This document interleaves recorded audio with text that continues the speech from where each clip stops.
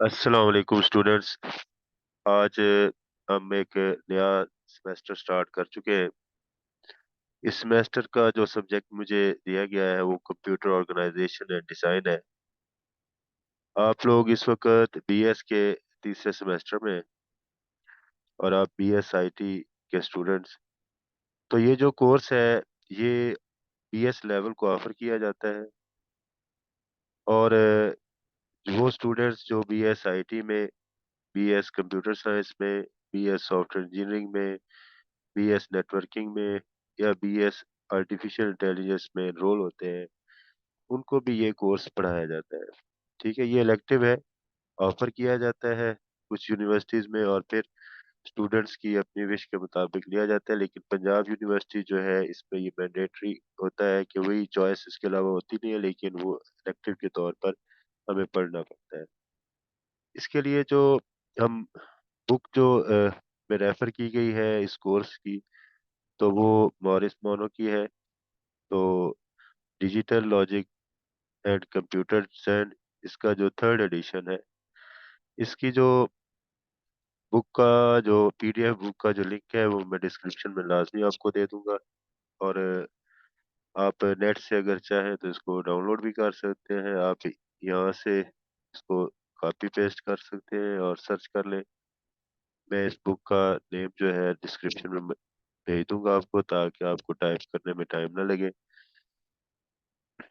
इसमें course outline की जब हम बात करते हैं तो कोर्स आउटलाइन में इसके को तीन पोर्शंस में डिवाइड किया गया। क्योंकि ये जो सिलेबस है इसकी जो कोर्स आउटलाइन है पंजाब यूनिवर्सिटी ऑफ पाकिस्तान ने बनाई है, तो इसलिए मैं उसी पॉइंट ऑफ व्यू से चलूंगा ताकि वही जो कंटेंट्स है वो कवर किए जाए। इसमें जो पहला पोर्शन है वो इंट्रोडक्शन का है, दूसरा पोर्शन सर्किट्स का है, डिजिटल लॉजिक सर्किट्स का, और तीसरा है basic computer organisation and design.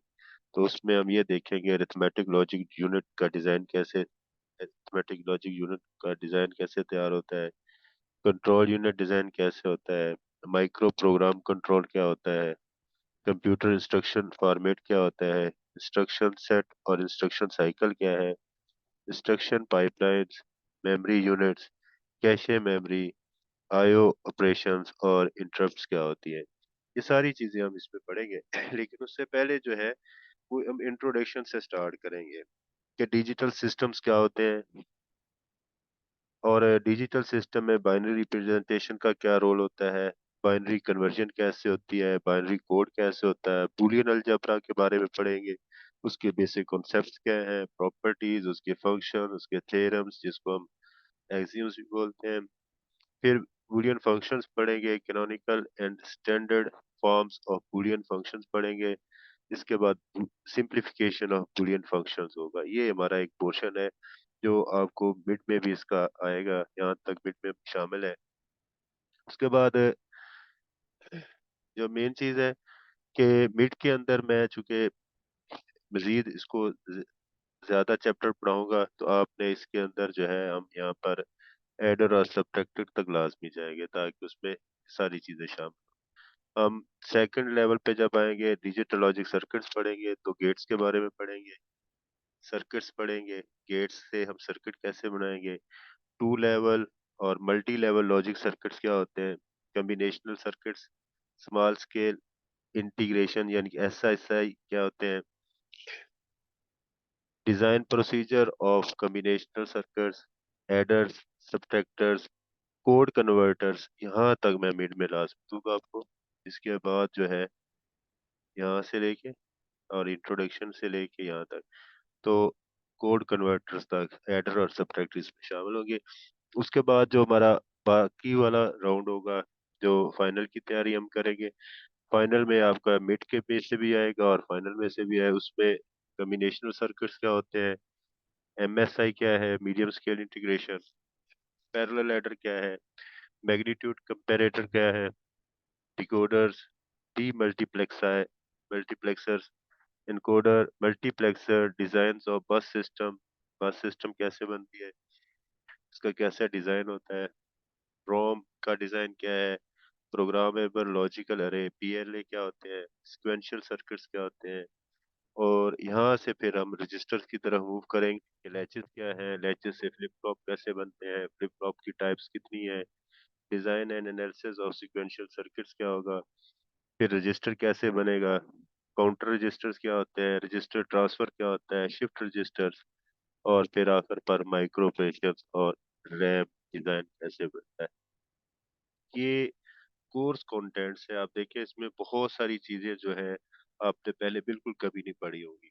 इसलिए जब ये मैं कोर्स पढ़ा रहा हूँ आप लोगों को, तो आपने एक एक जो टॉपिक है उसको अच्छे तरीके से करना है कि जब हम इसके दूसरे राउंड में शामिल होंगे, तो अगर आप इसको गेट से स्टार्ट करेंगे तो गेट्स के कॉन्सेप्ट क्लियर होंगे, तो फिर आगे आप उससे लैचेस, फ्लिप फ्लॉप्स और फिर सर्किट डिजाइन कर सकेंगे, रजिस्टर डिजाइन कर सकेंगे, फिर रजिस्टर से मेमोरी बनाना सीखेंगे। ठीक है। और फिर आप चूंकि इसमें फिर आपकी क्रिएटिविटी भी होगी, तो आप इसको अपने अंदाज में कोई नई चीज भी डिजाइन कर सकते हैं किसी दूसरे अंदाज से। ठीक है, अपने काउंटर बना सकते हैं। तो बहुत सारी चीजें ऐसी हैं जो आप खुद भी क्रिएटिविटी अपनी दिखा के तो इसमें ऐड ऑन कर सकते हैं। तो अभी तक जो मैंने आपको जो चीजें बताई हैं, उसमें मैंने आपको कोर्स के रिलेटेड थोड़ा सा बताया है कि ये जो course computer organisation and design है, ये बीएस लेवल को ऑफर किया जाता है। और इसमें कोर्स कंटेंट्स क्या है। अब चूंकि हम अपनी स्टडी की तरफ आते हैं, जो हमारा पहला चैप्टर है इस बुक का, वो हम स्टार्ट करते हैं। इसको स्टार्ट करने से पहले आपको मैं बुक का भी ओवरव्यू करवाता हूँ। अच्छा, ये मैंने बुक डाउनलोड की है, और उसके बाद इस बुक का आज हम पहला चैप्टर जो है वो पढ़ेंगे। फिर इस हर चैप्टर को उसके नंबर ऑफ टॉपिक के हिसाब से उसको मैं डिवाइड करूंगा, ताकि ये 1 घंटे का लेक्चर बने। हो सकता है कुछ चैप्टर्स जो है वो आपके 3 वीडियोस में बने, और कुछ चैप्टर हो सकता है वो एक ही वीडियो में बन जाए। लेकिन ज्यादातर 3 से 4 वीडियोस, 5 वीडियोस में एक लेक्चर का हमारा एक चैप्टर कवर हो। इसमें पहला जो चैप्टर है बाइनरी नंबर सिस्टम्स है। फिर उसके बाद बूलियन अलजेब्रा और इसके गेट्स हैं। ठीक है। फिर अगर हम इस बुक को गो थ्रू होते रहे, तो आप देखेंगे इसमें जो दूसरा Boolean algebra and logics gates का चैप्टर है, इसके तकरीबन 8 टॉपिक्स हैं। फिर उसके बाद तीसरा सिंप्लीफिकेशन और बूलियन फंक्शंस है। फिर कॉम्बिनेशनल लॉजिक्स है, एडर एंड सब्ट्रैक्टेड है। तो पहले 4 चैप्टर जो है आपके मिड में आए। ठीक है। एमएसआई एंड पीएलडी कंपोनेंट्स है, 5वां चैप्टर। सिंक्रोनियस सीक्वेंशियल लॉजिक्स है, 7वां chapter. Register counters and the memory unit है, 8वां। Arithmetic logic algorithm state machines है, एएसएम्स है। फिर एसिंक्रोनस सीक्वेंशियल लॉजिक्स है। फिर डिजिटल इंटीग्रेटेड सर्किट्स है। फिर 11वां चैप्टर जो है वो लेबोरेटरी एक्सपेरिमेंट्स है, ये आपकी लैब है इसमें ज्यादातर। और स्टैंडर्ड ग्राफिकल सिंबल्स है, ये हम इसको बीच में शामिल नहीं करेंगे। ठीक है। तो 11 चैप्टर, 10 चैप्टर आप समझे कि ये जो एक्सपेरिमेंट्स, ये मैं साथ साथ आपको वीडियोस बना के ये साथ साथ करवाता रहूंगा, इसके लैब के जो एक्सपेरिमेंट्स हैं। तो हम चैप्टर 10 तक करेंगे। 4 चैप्टर में मिड आएगा, अगले 6 चैप्टर में आपका फाइनल होगा। लेकिन यूनिवर्सिटी में आपका जो मिड और फाइनल दोनों एक ही पेपर में हो जाता है। मिड, आपने यही समझना है कि जब आप फाइनल पेपर देंगे, तो आपका मिड भी उसमें इंक्लूडेड होगा। तो अभी हम चैप्टर की तरफ चलते हैं। हमारा जो पहला चैप्टर है वो बाइनरी सिस्टम्स है। तो इसके यहाँ पर अगर आप देखें, इस वीडियो के अंदर जो टॉपिक्स कवर होंगे ये वो आपके सामने है। एक ये topic, binary numbers, number base conversions, octal hexadecimal numbers, complements क्या होते हैं, आज के टॉपिक में हम ये वाले कवर करेंगे। ठीक है। फिर अगले लेक्चर में signed binary numbers, binary codes, binary storage registers, binary logics, उसके प्रॉब्लम्स है। प्रॉब्लम जितने वो आपने खुद सॉल्व करने हैं। ठीक है। प्रॉब्लम्स में जो है ना आपको, चूंकि पूरी एक्सरसाइज करवा दी जाएगी, पूरा चैप्टर करा दिया जाए तो आपने उसके एक्सरसाइज खुद हल कर। तो आज हम यहाँ से स्टार्ट करते हैं। तो पहला है digital computers and digital systems. Introduction है इसका। Digital computers have revolutionized scientific, industrial, and commercial sectors, enabling advancements that were previously unattainable. तो डिजिटल जो कंप्यूटर्स हैं, देखिए आपकी जो इंडस्ट्री में आए हैं डिजिटल कंप्यूटर, उसने उसको रेवोल्यूशनाइज कर दिया है इंडस्ट्री को भी। वो इंडस्ट्री जो है अब एक्सपोनेंशियली ग्रोथ दे रही है। कमर्शियल सेक्टर्स में चले जाए तो वहाँ पे भी डिजिटल कंप्यूटर्स इस्तेमाल हो रहे हैं। ठीक है। वो चीजें जो पहले अनअटेनेबल थी, अब आप डिजिटल कंप्यूटर्स का यूज करके क्या कर सकते हैं, अपने बिजनेस की ग्रोथ को बढ़ा सकते हैं। इसके अलावा डिजिटल कंप्यूटर्स के जरिए से आप real time continuous computer monitoring जो है वो कर रहे हैं, और ये एसेंशियल है फॉर स्पेस प्रोग्राम्स। ठीक है। And many business enterprise rely on automatic data processing for efficient function. और बहुत से जो बड़े बड़े बिजनेस हैं जो डिजिटल कंप्यूटर्स के जरिए से चल रहे हैं, वो रिलाय करते हैं डिजिटल कंप्यूटर्स के जरिए से डेटा प्रोसेसिंग के थ्रू। क्योंकि ये जो डेटा प्रोसेसिंग होती है ये बड़ी एफिशिएंट और फास्ट होती है, एक्यूरेट होती है, और बड़ी प्रेडिक्टेबल होती है। ठीक है। तो ये जो हमारे डिजिटल कंप्यूटर्स हैं, आपके हाथ में मोबाइल भी है, आपके सामने लैपटॉप भी है, घर में और भी बहुत सारी चीजें हैं जो डिजिटल कंप्यूटर से बनी हो। आजकल का जो दौर है, इंडस्ट्री के अंदर जो है, आपके घरों में के अंदर भी जो है डिजिटल कंप्यूटर इस्तेमाल हो रहे हैं। इस डिजिटल कंप्यूटर्स ने क्या किया है कि आपके पूरे सिस्टम को रेवोल्यूशनाइज कर दिया है। तो इसलिए फ्यूचर जो है इन्हीं डिजिटल कंप्यूटर्स का है। ठीक है। और अब मशीन लर्निंग भी आ चुकी है, रोबोटिक्स आ चुका है, आर्टिफिशियल इंटेलिजेंस आ चुकी है। तो उसके बैक एंड पे भी जो सिस्टम डिजाइन होते हैं, वही ये कंप्यूटर ऑर्गेनाइजेशन जो है, ये सब्जेक्ट इसको यही सपोर्ट करता है इसी को। Application of computers. Computer are use in scientific calculation. आपको पता है कि कंप्यूटर जो है साइंटिफिक कैलकुलेशन में इस्तेमाल होता है, फिजिक्स में, न्यूक्लियर रिसर्च के अंदर इस्तेमाल होता है, डेटा प्रोसेसिंग में इस्तेमाल होता है, चाहे वो कमर्शियल बेस्ड हो चाहे डोमेस्टिक बेस्ड हो। एयर ट्रैफिक कंट्रोल सिस्टम्स जो है वो भी डिजिटल कंप्यूटर्स पर यूज पर चल रहे हैं। स्पेस के अंदर जितना काम हो रहा है वो भी डिजिटल कंप्यूटर्स कर रहे हैं। एजुकेशन के अंदर अगर आप देखें तो भी डिजिटल कंप्यूटर इस्तेमाल हो रहा है। तो हर जगह पर डिजिटल कंप्यूटर्स की जो एप्लीकेशन है वो आपके सामने। अच्छा, ये लास्ट वाली लाइन आपने खुद पढ़नी है कि इसमें क्या है कि generality of digital computers allow them to perform a wide variety of information processing tasks through the user specified programs and data। तो यूजर के लिए एप्लीकेशंस बनी हुई है। यूजर उन एप्लीकेशंस को यूज करके डिजिटल कंप्यूटर की वजह से बहुत सारा अपना डेटा जो है वो प्रोसेस करता है और अपने रिजल्ट्स देता है।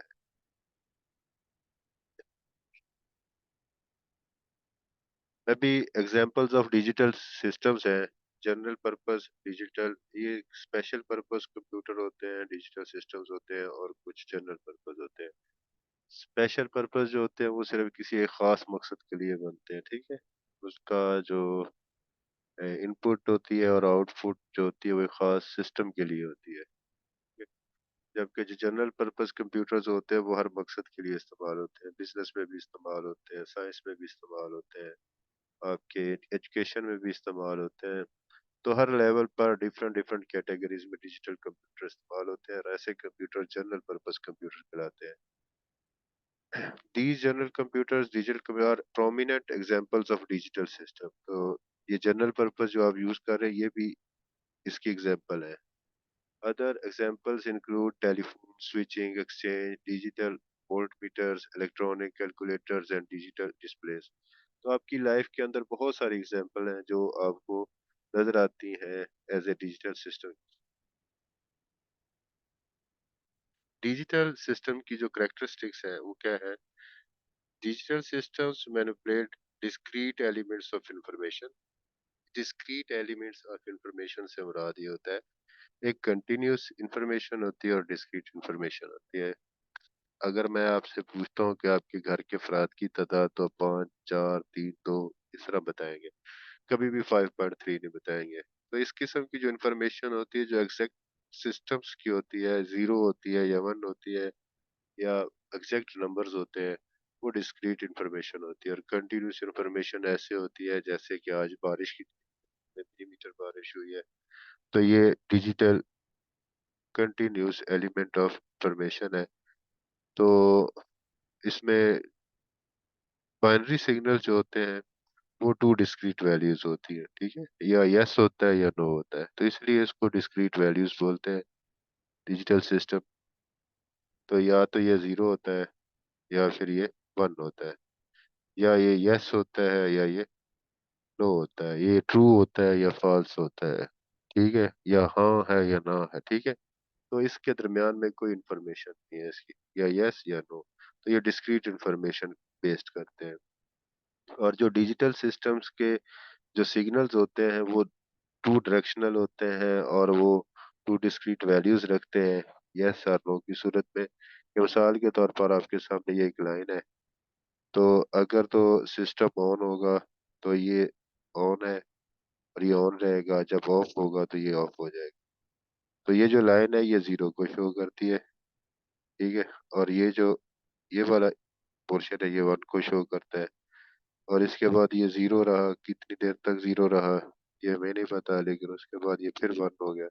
हो सकता है थोड़ी देर के लिए वन हो, उसके बाद फिर ये जीरो हो जाए। तो ये डिपेंड करता है हमारी रिक्वायरमेंट पे। जो इसकी दो स्टेट्स होती हैं, जीरो या वन, ठीक है। अच्छा, binary signals of two discrete values are common in electronic digital system due to their reliability and compatibility with the human logics। तो ये जो बाइनरी नंबर्स हैं ये ह्यूमन लॉजिक्स के अंदर भी आते हैं, और ह्यूमन लॉजिक अंडरस्टैंड भी कर सकती है। और ये हम 5वीं 7वीं में बाइनरी नंबर सिस्टम पढ़ते भी रहे, ठीक है। अभी जितना भी हम डिजिटल कंप्यूटर सिस्टम पढ़ेंगे, ये 5वीं से ज्यादा का मैथ नहीं है, ज्यादा से ज्यादा 8वीं का हो जाएगा। इससे बड़ा मैथ हम पढ़ेंगे नहीं। उसके बाद डिस्क्रीट एलिमेंट और इंफॉर्मेशन क्या हो सकती है, वो जो मैं आपको पहले बता दिया है कि जीरो वन की फॉर्मेट में होती है। arises from inherently discrete processes or quantization of continuous process।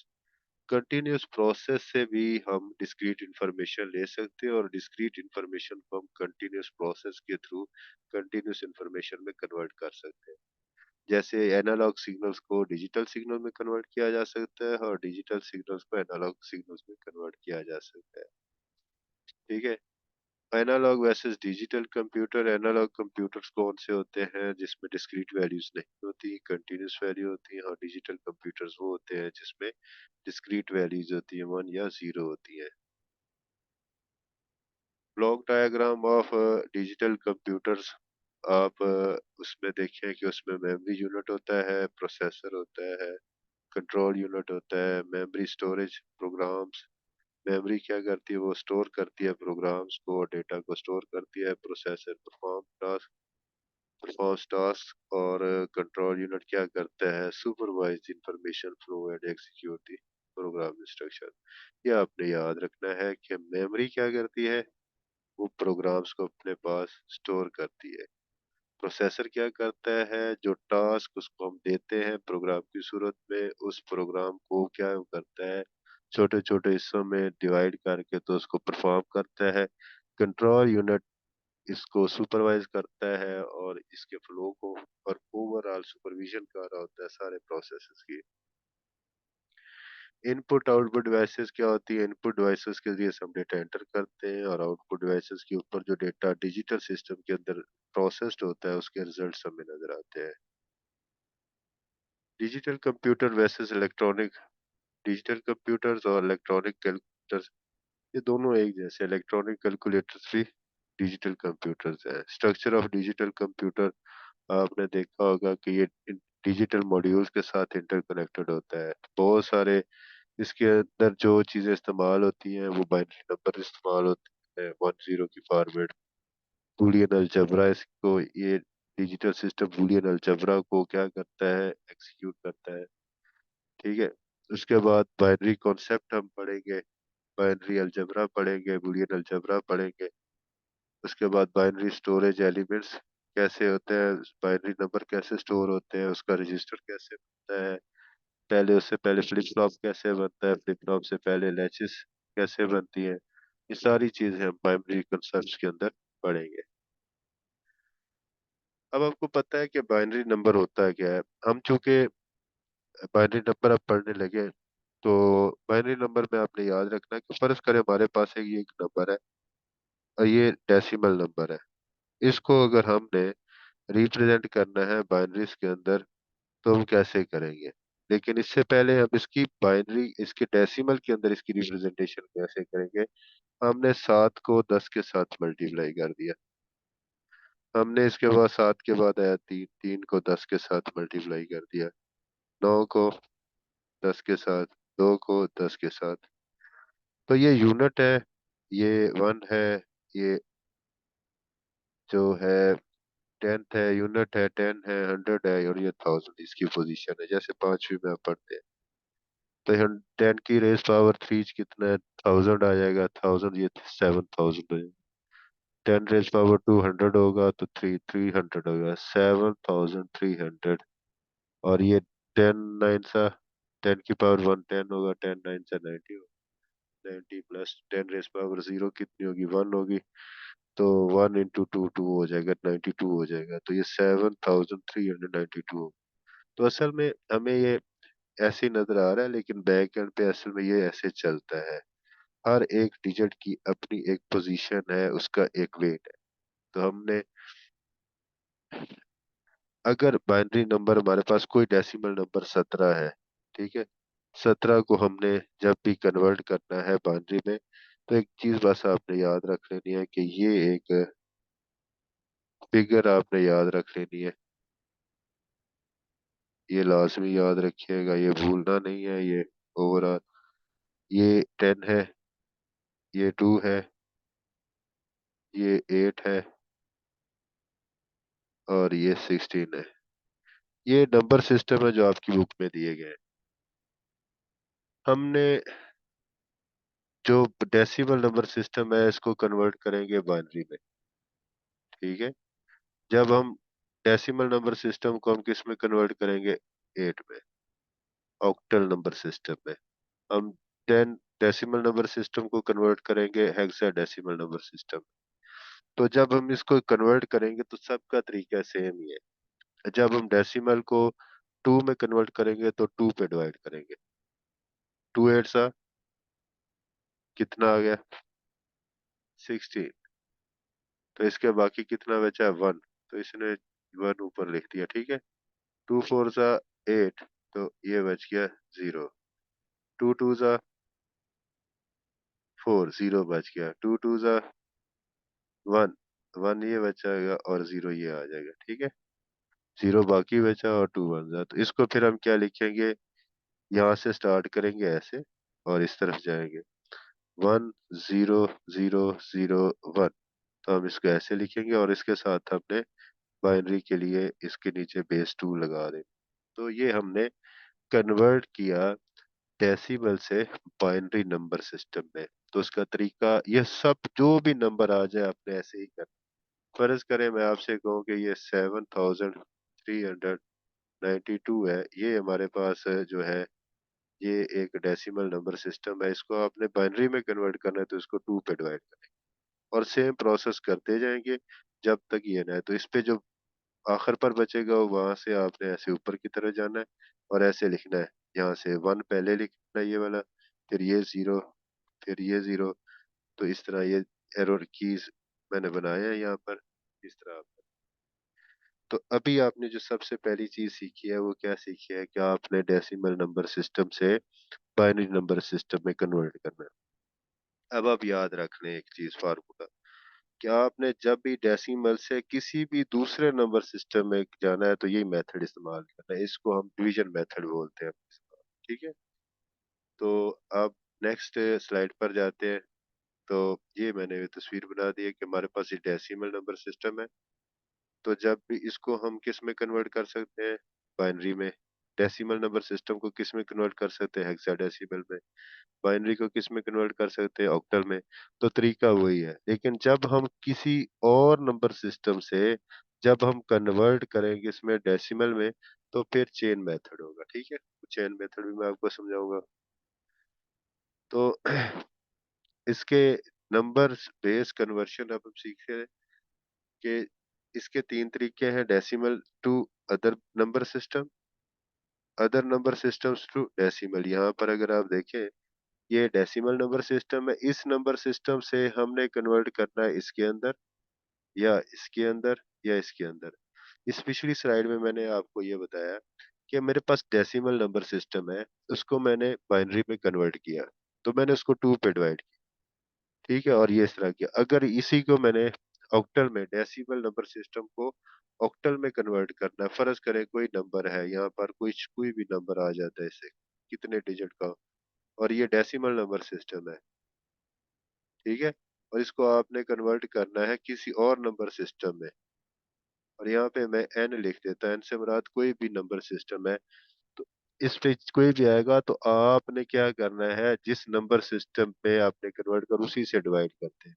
अगर बाइनरी में करना है तो टू से डिवाइड करें, ऑक्टल में कन्वर्ट करना है तो एट से डिवाइड करेंगे, हेक्साडेसिमल में करना है तो 16 पे डिवाइड करेंगे। चलिए इसकी साथ साथ एग्जांपल्स करते चलते हैं। ये देखिए, हमारे पास अगर बाइनरी नंबर सिस्टम है, डेसिमल नंबर है, ये हमारे पास डेसिमल नंबर है, डेसिमल टू बाइनरी में कन्वर्ट करना है, तो फिर ये हमारे पास आ गया, ये वाला मेथड है जो पिछली स्लाइड में मैंने आपको समझाया। अच्छा, फिर डेसिमल टू ऑक्टल में है। फर्ज करें ये हमारे पास एक डेसिमल नंबर है, इसको मैंने ऑक्टल में कन्वर्ट करना है, तो इसको मैं 8 से डिवाइड करूंगा, तो बाकी कितना बच गया, 2। ठीक है, फिर 8 पे डिवाइड करूंगा, 8 10 सा, तो बाकी कितना बच गया, 2। 8 1 सा, यहाँ पर 1 आएगा। ठीक है, यहाँ पे 1 आएगा। 8 1 सा 1, और बाकी कितना बचेगा, 2 बचेगा। ठीक है, 8 8 सा 64, और ये 8 2 बार 16, 2 बाकी बच गया यहाँ पर। 8 10 सा, और ये 2 बाकी बच गया। उसके बाद 8 1 सा, और ये बाकी 2 बच गया, तो ये नहीं आएगा यहाँ पर। ठीक है, तो ये बनेगा 1 2 2, ये 1, यहाँ पे 1 आएगा। ठीक है, ये गलती हो गई, 1 2 2 आ गया। तो चूंकि ये डेसिमल नंबर सिस्टम है, और डेसिमल नंबर सिस्टम से किस में हमने कन्वर्ट किया, ऑक्टल में, तो 8 से डिवाइड करेंगे। जब बाइनरी में कन्वर्ट करना है तो देखा मैंने 2 पे डिवाइड किया, ऑक्टल में होगा तो 8 से डिवाइड कर रहे हैं, हेक्साडेसिमल होगा तो उसको 16 से डिवाइड करेंगे। ठीक है, अभी डेसिमल टू ऑक्टल की एक और एग्जांपल ले लेते हैं कि हमारे पास ये डेसिमल नंबर है, इसको कन्वर्ट करना है हमने किस में, 8 में। तो 8 को करेंगे तो 160 आएगा, 20 से मल्टीप्लाई, तो बाकी कितने बचेंगे, 5। फिर 8 2 बार 16, तो बाकी कितने बचेंगे, 4। ठीक है, तो ये हमारे पास 2 4 5 आ जाएगा। तो ये 2 हमने इधर लिख लिया, वैसे ही 2 4 5, तो 2 4 5 ये वाला। ठीक है, तो अब आपको आसानी के साथ समझ लग गई होगी कि जब मैंने ये वाली तस्वीर बनाई थी तो इसमें मैंने कहा था कि ये टेट ऑक्टल डेसिमल नंबर सिस्टम से किसी भी नंबर सिस्टम में आपने कन्वर्ट करना है तो आपने यही मेथड इस्तेमाल करना है। ठीक है, जो ये डिवीजन मेथड है, ये देखिए, डेसिमल टू बाइनरी है तो division method, decimal to octal है तो division method, decimal to hexadecimal है तो फिर ये हमारे पास डेसिमल नंबर सिस्टम है। तो आपने ये कर लेना, इसमें हो सकता है मे भी कोई गलती हो, लेकिन आपने इसको अच्छे तरीके से देख लेना। इसको 16 से डिवाइड किया तो 13 बाकी बचा, फिर 16 से डिवाइड किया तो बाकी 6 बचे, फिर 16 से डिवाइड किया तो 3 बचे। ठीक है, तो ये 6 ये वाला। ठीक है, और ये इसको बीच में कंफ्यूजन अगर क्रिएट करता है तो ये रहने दे, तो ये 6, और ये सारा इसी तरह। अब जो 13 है ना, 13 13 को आपने डी लिखना है, 9 को 9 लिखना है, 10 को आपने ए लिखना है, 10 को ए लिखना है, 11 बाकी बचे तो बी लिखना है। ये हेक्साडेसिमल में होता है। ठीक है, ये यार बहुत सी इसको मसला बन जाता है बस पर। बी, और फिर ये सी, फिर ये डी। ठीक है, ई और एफ। ये 10 को शो करता है, ये 11 को, ये 12 को, ये 13 को, ये 14 को, ये 15। तो बाकी कितना बचा? 13। तो 13 के लिए डी लिख दिया हमने। ठीक है, तो ये बनेगा 6 3 6 डी।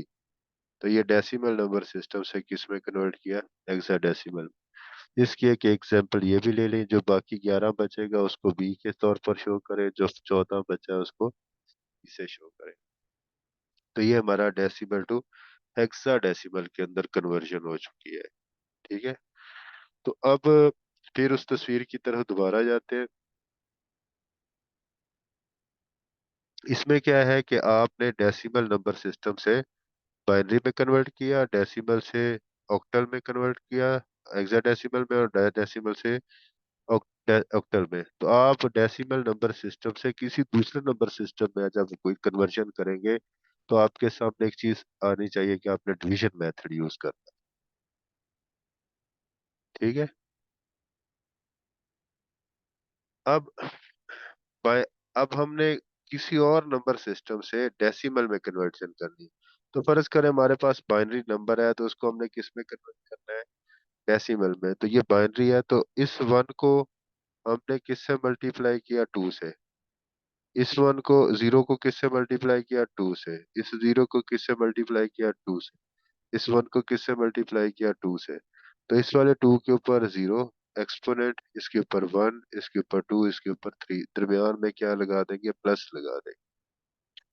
ठीक है, ये हमारे पास ये नंबर था, इसको हमने डिवाइड कर लिया मुख्तलिफ हिस्सों में। ये तो आपको समझाने के लिए, आप बेशक इसको सिंपल वे से भी कर सकते हैं। तो 2 रेज पावर 3 कितना होगा? 8, 8 वन सा 8, plus 2 raise power 2 4, 4 multiply by zero, zero आएगा, प्लस 2 रेज पावर 1। तो जीरो इससे मल्टीप्लाई हो तो ये जीरो, ये वन इससे मल्टीप्लाई तो वन होगा। तो इन सब को जब प्लस करें तो हमारे पास 9 आ जाएगा। ठीक है, तो ये हमने बाइनरी से डेसिमल में कन्वर्ट, और ये चेन मेथड कहलाता है या एक्सपेंशन मेथड कहलाता है।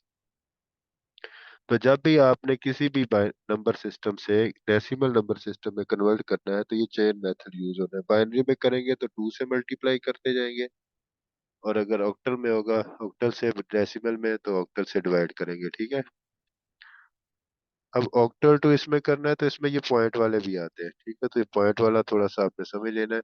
ये हमारे पास ऑक्टल है और इसको किस में कन्वर्ट करना है? डेसिमल में। तो 4 को किससे मल्टीप्लाई करेंगे? 8 के साथ। इस 2 को किससे मल्टीप्लाई करेंगे? 8 के साथ। इस 7 को किससे मल्टीप्लाई करेंगे? 8 के साथ। पॉइंट आपने छोड़ देना है, 7 को किससे मल्टीप्लाई करेंगे? 8 के साथ, ये वाला।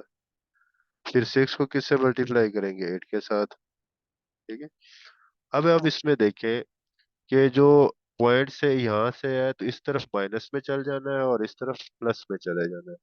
ये 0 1 2, और इधर -1 -2। अब कैलकुलेटर को यूज करके आप इसको सॉल्व कर सकते हैं सारे को। ये कोई इतना कॉम्प्लिकेटेड नहीं है, पांचवी वाला मैथ है। इसका जवाब ये आएगा। हो सकता है मैंने गलत किया हो, लेकिन आपने इसकी कैलकुलेशन बिल्कुल सही कर। ठीक है, अब ऑक्टल से मैंने बताया कि बाइनरी से डेसिमल में किया तो यही चेन मेथड है, लेकिन इसमें ये बाइनरी नंबर है तो 2 से मल्टीप्लाई किया। ऑक्टल था तो 8 से मल्टीप्लाई करते गए। और अगर हमारे पास हेक्साडेसिमल होगा कि ये हमारे पास एक डिजिट है 54D2, ये एक हमारे पास नंबर है हेक्साडेसिमल में, उसको हमने कन्वर्ट करना है डेसिमल में। तो फिर हम क्या करेंगे? इसमें ये पॉइंट आ जाता है। ठीक है, तो 5 को मल्टीप्लाई करेंगे 16 से, 4 को मल्टीप्लाई करेंगे 16 से, डी को मल्टीप्लाई करेंगे 16 से, 2 को मल्टीप्लाई 16 से। पॉइंट से इस तरफ -1 चलेंगे और पॉइंट से आगे जीरो से स्टार्ट कर दें। 16 की पावर जीरो, 16 की पावर 1, और फिर 16 की पावर -1, 16 की -2। कैलकुलेटर से आप हल करें, सबको प्लस करें तो आपके सामने ये जवाब आ जाए। तो हेक्साडेसिमल टू डेसिमल में कन्वर्जन आपकी इस पे हो चुकी है।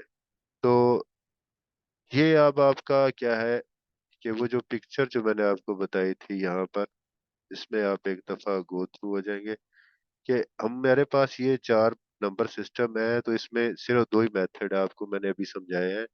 क्या है कि आपने जब भी डेसिमल नंबर सिस्टम से कन्वर्ट करना है किसी और नंबर सिस्टम में तो आपने डिवीजन मेथड यूज करना, और जब किसी और नंबर सिस्टम में आपके पास कोई नंबर हो उसको जब डेसिमल में कन्वर्ट करना है तो एक्सपेंशन मेथड या चेन मेथड से करेंगे, ठीक है। अब अगर आपसे कहा जाए कि ऑक्टल नंबर सिस्टम आपके पास है और उसको आपने कन्वर्ट करना है बाइनरी में, तो अभी तक जो आपने मेथड समझा उसमें यह है कि पहले आप उसको डेसिमल में कन्वर्ट करेंगे और फिर डेसिमल से बाइनरी में कन्वर्ट करेंगे। ये पेपर में क्वेश्चन आ सकता है, और ये मैं आपको मिड में भी लाजमी इस तरह के क्वेश्चन दूंगा। हो सकता है जो आपको क्विजेज होंगे, टेस्ट होंगे, वो भी इसी की सूरत है। एक और तरीका है कि डायरेक्ट मेथड भी है, इसको मैं कहता हूँ बाई एयर जाना है आपने। और ये वाला जो मेथड है, ये वाला मेथड क्या है कि आप बाई रोड जा रहे हैं, ये थोड़ा सा मुश्किल है, बाई एयर वाला जल्दी पहुंच जाते हैं, ठीक है। इसी तरह बाइनरी से ऑक्टल में जब, या बाइनरी सॉरी ऑक्टल से जब आपने कन्वर्ट करना है हेक्साडेसिमल में, तो पहले आप उसको कन्वर्ट करेंगे डेसिमल में, फिर कन्वर्ट करेंगे हेक्साडेसिमल में। और अगर दूसरा रास्ता क्या है कि पहले आप उसको बाइनरी में कन्वर्ट करेंगे और बाइनरी के बाद उसके बाद 16 में कन्वर्ट करेंगे। तो ये दो तीन मेथड है। तो ये जो रो बाई रोड वाले मेथड मैंने आपको समझाया, तो ये है जो बाई एयर जाना है इसका मेथड मैं आपको समझाता हूँ। तो ये डायरेक्ट मेथड कहलाता है इसको, ठीक है। ये दोनों मेथड मैं आपको पढ़ा चुका हूँ, अब ये तीसरा मेथड है, ये मैं आपको समझाता हूँ कि ये कैसे करना है। तो आपने जब भी बाइनरी से ऑक्टल में कन्वर्ट करना है तो दो तरीके मैंने आपको बताए थे कि बाइनरी से पहले कन्वर्ट करें डेसिमल में, और फिर डेसिमल से किस में कन्वर्ट कर दें, ऑक्टल में। तो ये एक लेंथ ही होगा, ठीक है। तो ये आपके लिए मुश्किल होगा, तो लिहाजा आपने जब भी बाइनरी से ऑक्टल में कन्वर्ट करना तो डायरेक्ट मेथड यूज करना, याद रखिएगा। आपने सबसे पहले ये टेबल याद रख लेना है, ठीक है। ये टेबल ना भी याद हो फिर प्रैक्टिस होगी, आपको वैसे भी पता चल जाएगा। ऑक्टल से बाइनरी में या बाइनरी से ऑक्टल में करें तो बाइनरी की क्या पावर हो कि 8 आ जाए, टू की क्या पावर आए कि वो 8 आ जाए, तो 3 आ जाएगी, ठीक है। तो आपने ये तीन तीन का ग्रुप बना लिया है। जीरो की बाइनरी ये लिख लेनी है, वन की बाइनरी ये है, टू की बाइनरी ये है, थ्री की बाइनरी ये है, फोर की बाइनरी ये वाली है, फाइव की बाइनरी ये वाली है, सिक्स की बाइनरी ये है, सेवन की बाइनरी ये है। ये बाइनरी कैसे निकालते हैं, आप सेवन है तो आपने बाइनरी में, सेवन डेसिमल नंबर है, इसको बाइनरी में कन्वर्ट करना है तो क्या होगा, two raise power two three जा सिक्स, तो ये वन आ जाएगा। फिर उसके बाद इसको टू पे फिर डिवाइड करेंगे, टू वन जा टू, ये वन, तो ये वन वन वन, तो ये बाइनरी आ जाएगी इसकी, ठीक है। तो वैसे आपको याद ना हो तो आपने याद करने के लिए क्या करना है, पहले चार जीरो कर देने हैं, दूसरे चार वन कर देने हैं, फिर दो जीरो दो वन, दो जीरो दो वन, एक जीरो एक वन, एक जीरो एक वन, तो इस तरह आपने तीन तीन का बना लेना, ठीक है।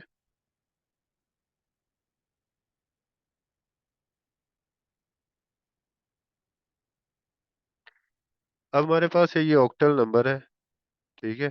इसको मैंने कन्वर्ट करना है बाइनरी में, तो आपने क्या करना है, राइट साइड से स्टार्ट करना है, छः की बाइनरी आपने लिख देनी है। तो यहाँ पे देखिए छः है तो छः की बाइनरी क्या है, वन वन जीरो। तो छः की बाइनरी क्या है, वन वन जीरो।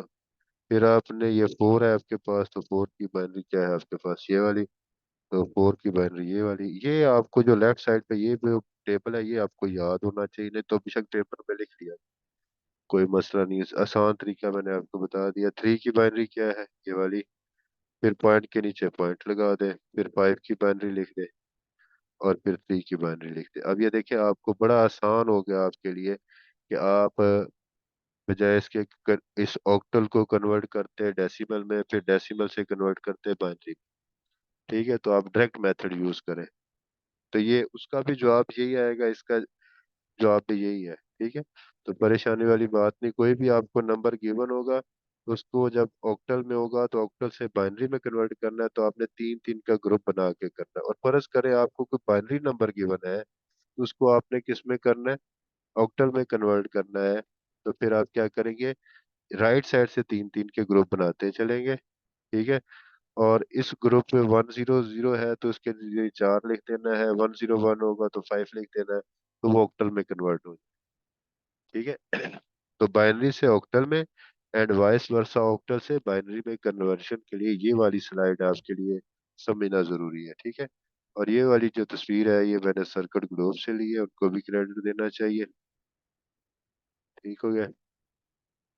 फिर बाइनरी टू हेक्साडेसिमल कैसे कन्वर्ट करना है एंड वाइस वर्सा। तो चूंकि बाइनरी 2 को बोलते हैं और हेक्सा 16 को बोलते हैं, 2 की पावर कितनी हो के 16 आ जाए, तो 4। तो अब बाइनरी टू हेक्साडेसिमल आपने 4 4 का ग्रुप बनाना है। ठीक हो गया। अब फर्ज करें मेरे पास ये एक नंबर है, ये हेक्साडेसिमल में, और इसको मैंने कन्वर्ट करना है बाइनरी में।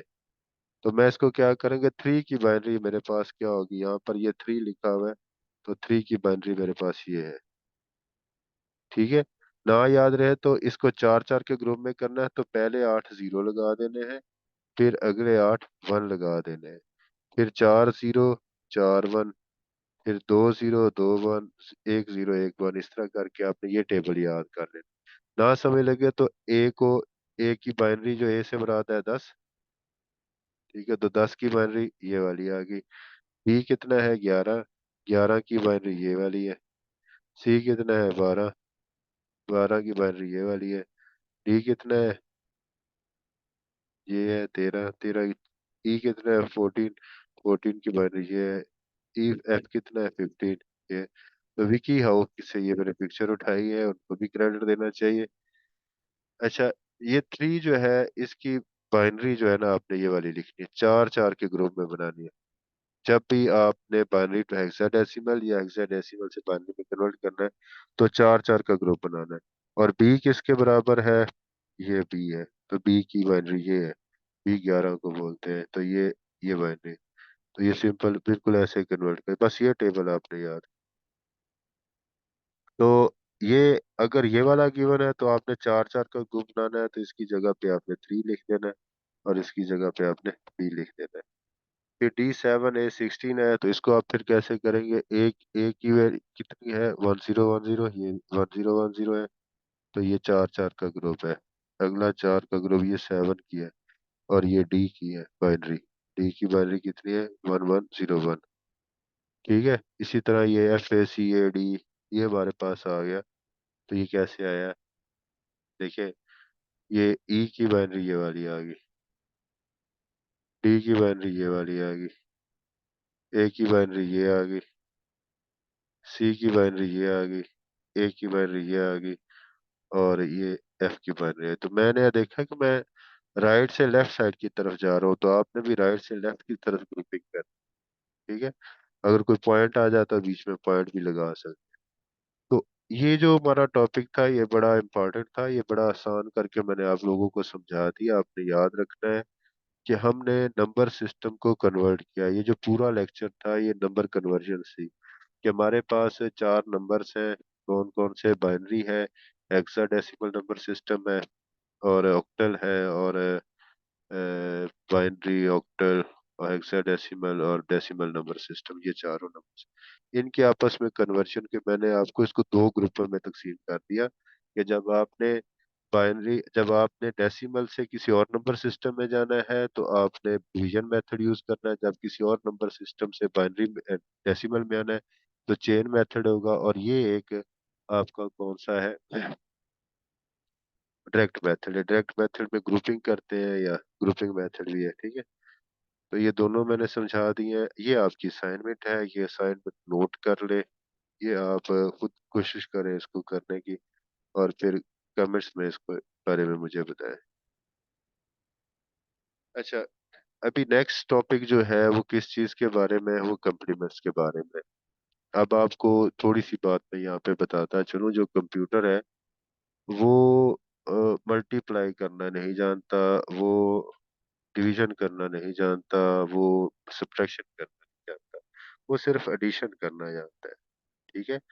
तो जो एडिशन है उसकी, तो अगर वो 6 + 2 करता है तो जवाब कितना आएगा 8। लेकिन अगर 6 × 3 करता है तो जब 18 आता है, तो वो असल में बैकएंड पे क्या कर रहा होता है कि 6 को 3 टाइम्स वो प्लस कर रहा होता है, ऐड कर रहा होता है। तो 6 को 3 टाइम्स जब आप प्लस करते हैं तो वो कितना आता है, 18 ही आता है। इसी तरह 12 - 2 करता है, तो वो कहता है कि 2 में कितने प्लस किए जाए कि जवाब 12 आ जाए। तो उसमें इस सूरत में भी आता है। तो कंप्यूटर सिर्फ और सिर्फ क्या करता है, वो क्या करता है, प्लस करना जानता है। जब हमने माइनस करना है तो कंप्लीमेंट मेथड्स के जरिए से करेंगे। ठीक है। तो ये हम इंशाल्लाह अगली नेक्स्ट वीडियो में देखेंगे कि कंप्लीमेंट मेथड्स जो है ये कंप्लीट जो है आगे सारा हम पढ़ेंगे, सब्ट्रैक्शंस वगैरह ये सारे। ठीक है। तो ये यहाँ तक जो आपने कन्वर्शन सीखी है, उसमें से अगर आपको बेटा कोई क्वेश्चन हो तो वो आप कमेंट्स में पूछ सकते हैं।